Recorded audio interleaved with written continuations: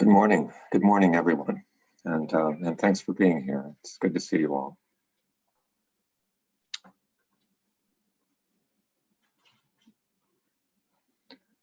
So, well,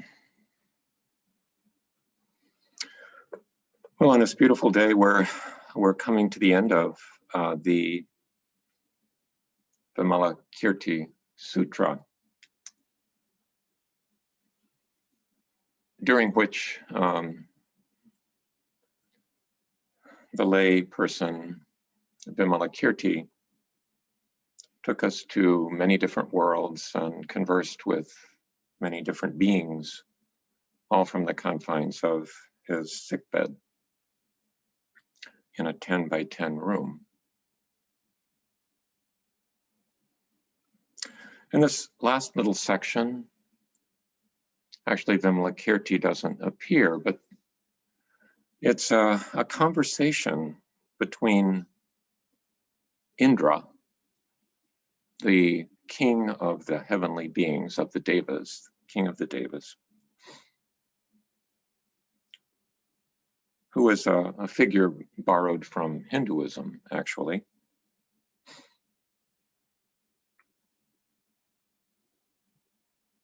The early Buddhists really had no qualms about borrowing things. It's a conversation between Indra and Shakyamuni Buddha, our Buddha.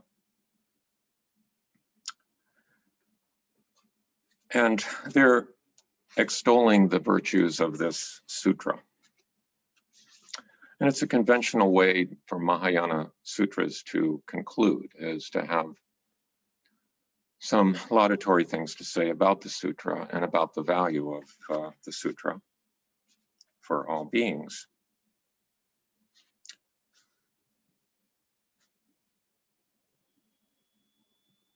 So it starts off, at that time, Indra spoke up from the great assembly, addressing the Buddha in these words: "World honored one, though I have heard hundreds and thousands of sutras from the Buddha and Manjushri, I have never heard one with such astounding freedom of action, transcendental powers, unfailing grasp of true reality.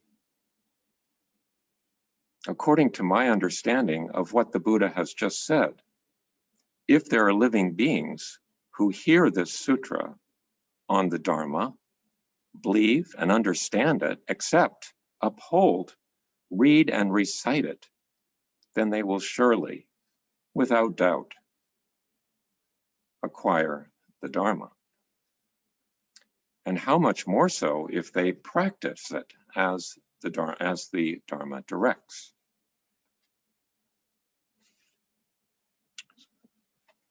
So that's Indra speaking.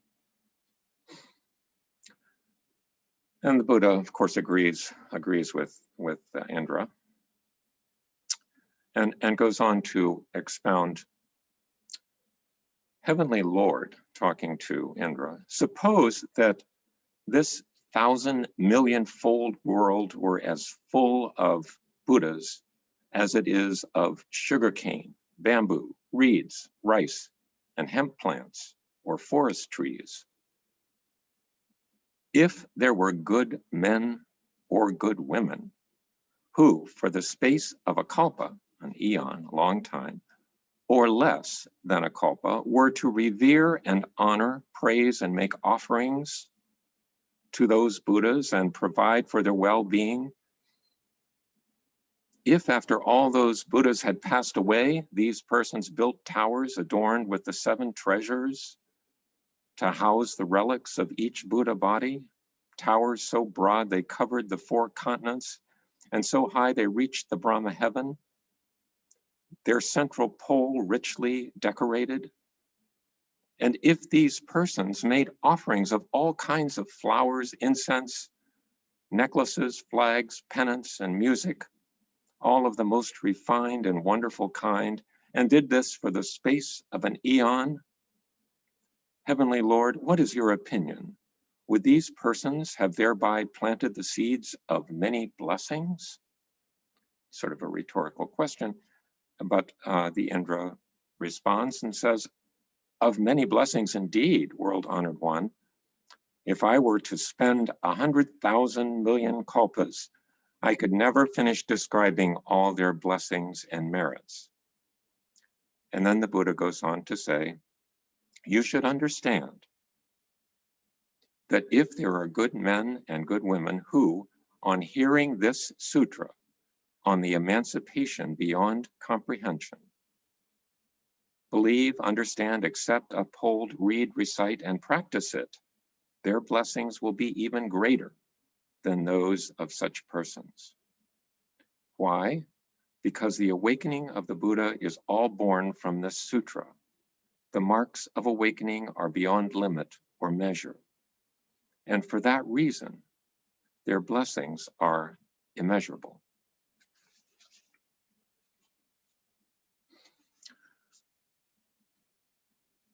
So this is a frequent theme in Mahayana sutras, how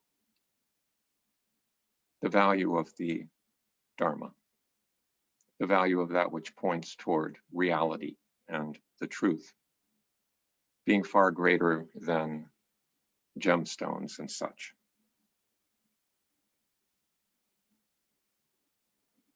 And speaking about the power of these sutras, of course, they're composed of words, and they bring up images, poetic images. But the power of these words and images, if they are true, if they do point toward reality and the truth,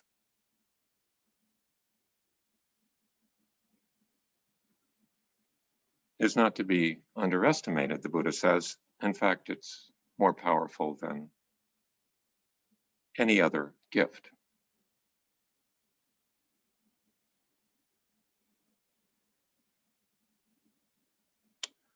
And words are powerful.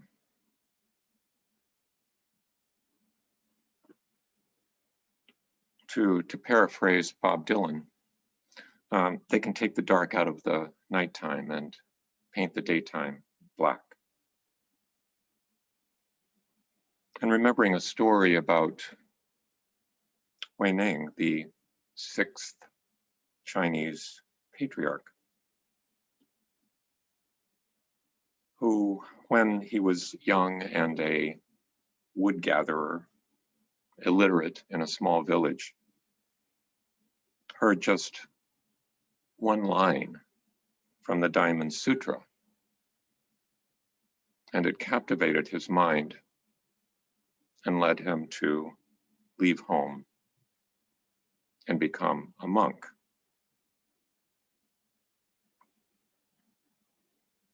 And that one line reportedly is, "Mind freely flowing, non-abiding." Mind freely flowing, non-abiding.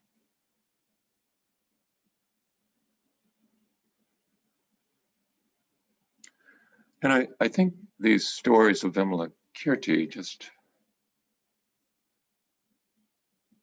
embody that. The way that in these stories he could travel from world to world completely at ease, speaking eloquently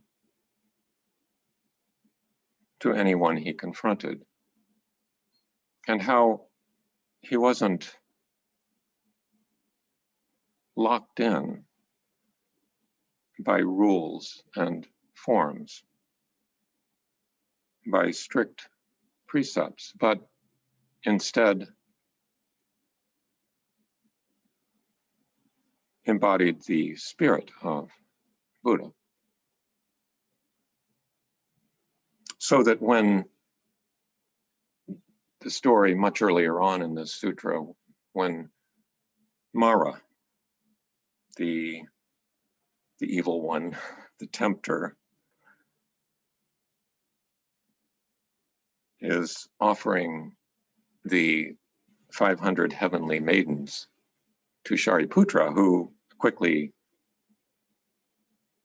refuses them, Vimalakirti accepts them, accepts the 500 heavenly maidens, and talks with them at length about the pleasures of the Dharma, the delights of the Dharma, being much better than the delights of the flesh. And thereby convinces them to go back to their world of Mara and talk to others about the delights of the Dharma. In other words, Vimalakirti uses this as an opportunity and not a threat.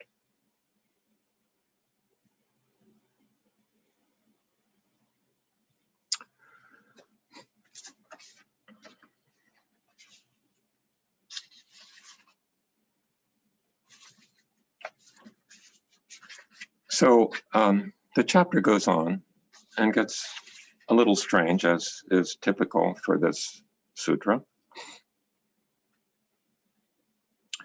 The Buddha starts talking to Indra about a story, and he's talking about a Buddha land and a Buddha named Medicine King, who presided over that Buddha land many, many eons ago.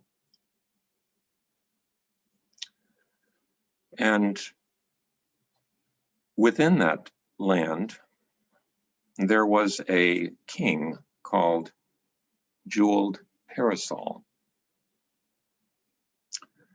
And Jeweled Parasol was a devout individual who just rained gifts upon the Buddha Medicine King who presided over that Buddha land,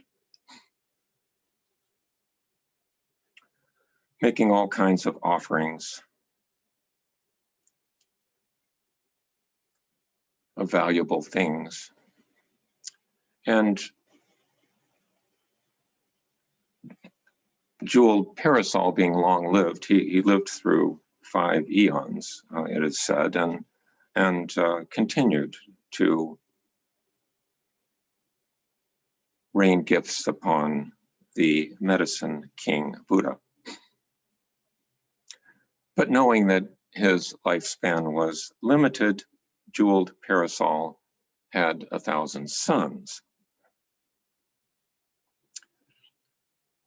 And he taught his sons to also make offerings on a regular basis to the Medicine King. And they did this eon after eon. But one of the king's sons named Moon Parasol sat all alone, thinking to himself, isn't there some offering that is better than these? Then, through the Buddha's supernatural power, a heavenly being appeared in the sky and said, this is the Medicine Buddha's supernatural power.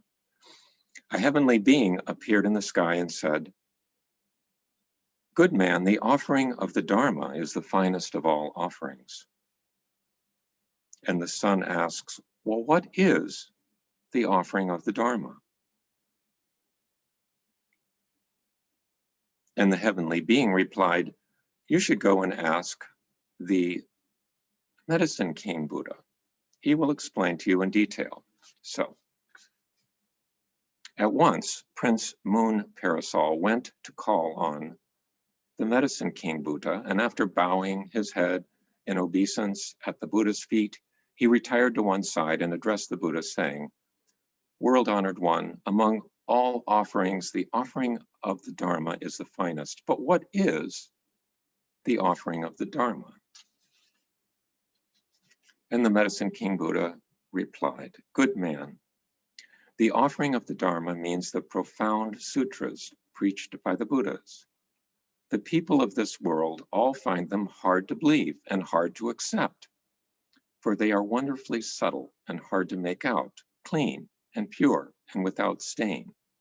They cannot be grasped through the making of distinctions or through thought. They are contained in the storehouse of the Bodhisattva and are sealed with the Dharani seal. And where this seal is affixed, one reaches the level of no regression, no going back. They bring about observance of the 6 paramitras. The 6 paramitas are generosity and morality, patience, assiduousness, meditation, and wisdom. They bring about observance of the 6 paramitas, the skillful discrimination of meanings, and compliance with the teachings of the awakened. And through the finest of all sutras, one enters the realm of great love and compassion. The sutras put an end to all devilish affairs and all erroneous views, conform to the teaching on causality and those on no self, no individual, no living beings, no lifespan, emptiness, no form, no action, no arousing of worldly passions. They enable living beings to sit in the place of practice, to sit in the place of practice, and to turn the wheel of the Dharma.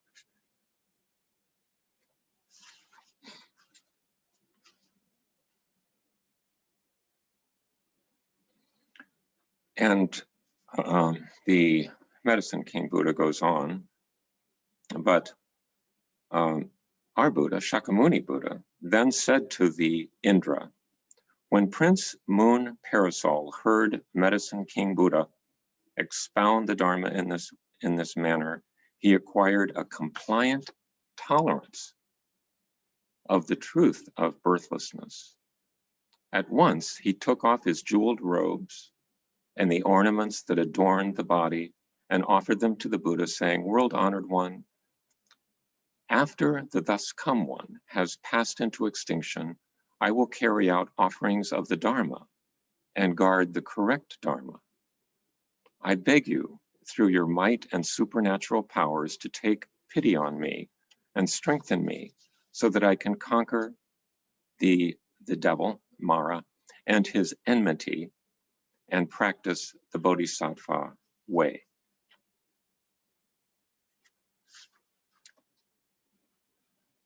And then finally, at the end of the chapter, there's a surprise reveal.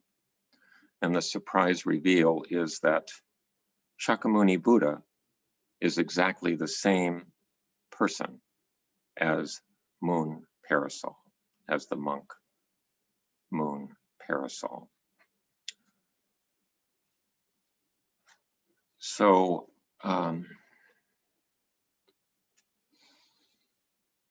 the offering of the Dharma is the name of that chapter.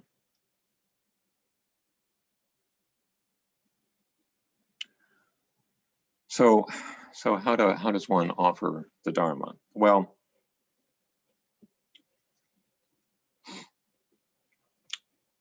I think Vimalakirti has demonstrated throughout this sutra that there are many, many different ways of offering the Dharma.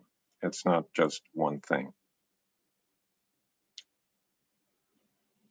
It doesn't require one to go down to the Delmar Loop with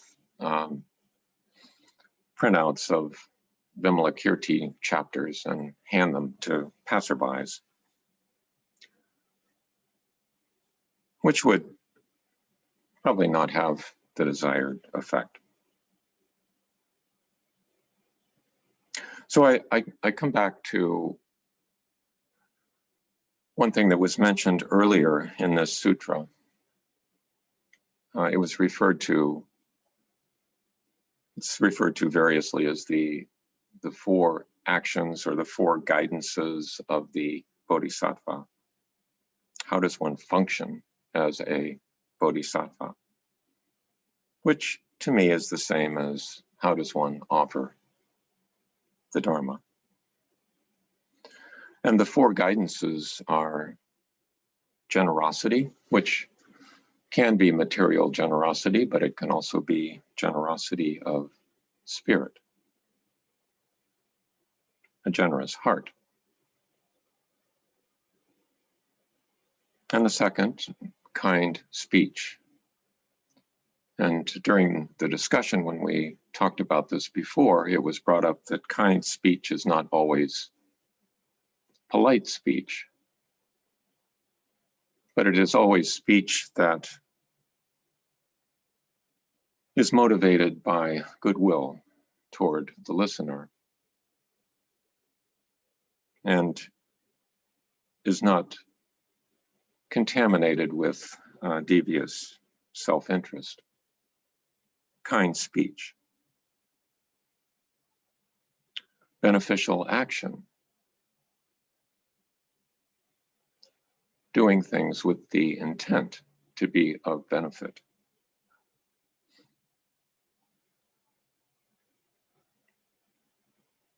Which doesn't always turn out to be beneficial, but intention is the key. Wise intention. Beneficial action. And the fourth is sharing hardships, not turning away, being present.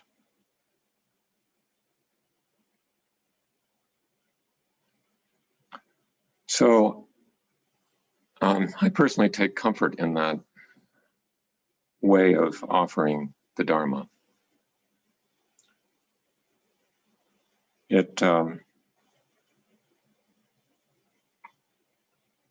It's not your usual form of proselytizing or trying to convert people or make more Buddhists.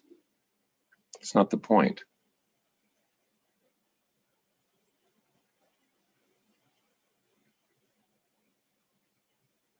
It's to act in such a way that one's actions are aligned with truth as much as we can.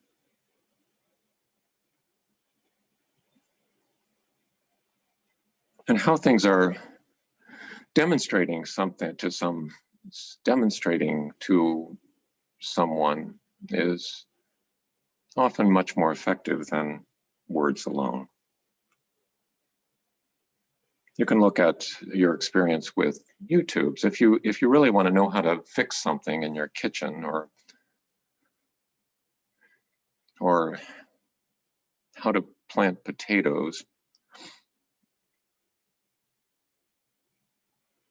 you can often learn much more by looking at a few YouTube videos and actually seeing people do them, seeing people actually doing the thing. That's how we often learn. It's much easier than just reading paragraphs.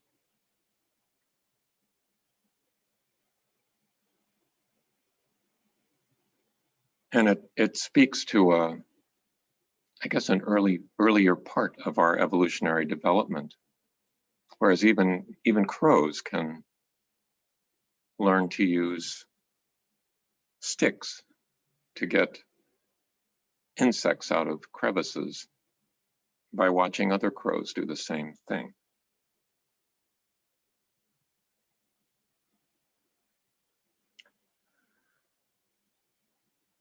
So the finest offering is offering of the Dharma.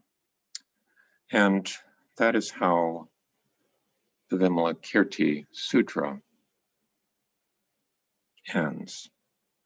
And I think the Vimalakirti Sutra has brought us through the winter, and I think we'll leave it for now, perhaps to come back at some other time.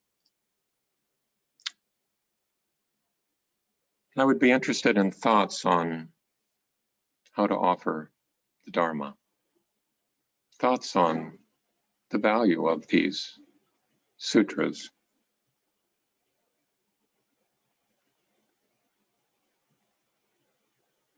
Thoughts on all the other worlds that we have visited during this story of Vimalakirti. So I'll stop there, and